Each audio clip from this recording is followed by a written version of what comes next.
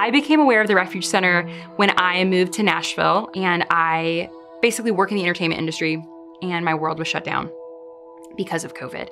And so I was really lost, and I felt like I really needed a new counselor here in the Nashville area. So I frankly Googled therapists in the area. I was matched with a therapist who really has changed my life. I have been in counseling for several years for what I believed was an anxiety disorder, and had been told for a long time that I was a very anxious person and I had a lot of panic issues, things like that. So I'd been seeing counselors, and everyone kind of treated me the same, and I wasn't really getting anywhere until I came here to the Refuge Center. And I was speaking with my therapist, and we were doing a breathing exercise, and I started hyperventilating and coughing, and I couldn't control my breathing. And this counselor at the Refuge Center said, "What you're dealing with is not anxiety. Something medically is going on with you." And so she was the first therapist that saw me for who I really was and saw that something medical was going on with me. And we ended up finding out that I have a very rare mast cell disease.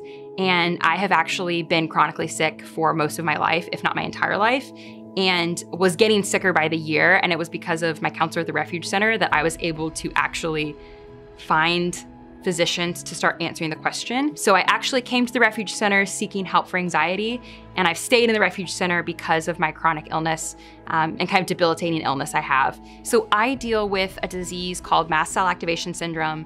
It is a mast cell disease which basically makes my body have random bouts of anaphylaxis for no reason. So I can be eating a food I've had 100 times in my life, and there's something in my body that decides for whatever reason that day that thing is a threat. And so my throat will close up, I'll go into hives, I will be unable to breathe, I'll have to use epinephrine, go to the emergency room, get fluids, and pretty much do that in a cycle. There was a period where my emotional health got really bad. As anyone struggling with the daily struggles of having an invisible illness where you look normal, because of that struggle, I have had really debilitating moments of depression. Because of the Refuge Center, I knew where to go when that happened. As soon as I started feeling that way, I went to my counselor and said, "Hey, I'm normally positive and like I can get through a day and get through this chronic illness thing, but I'm really struggling and I'm really depressed."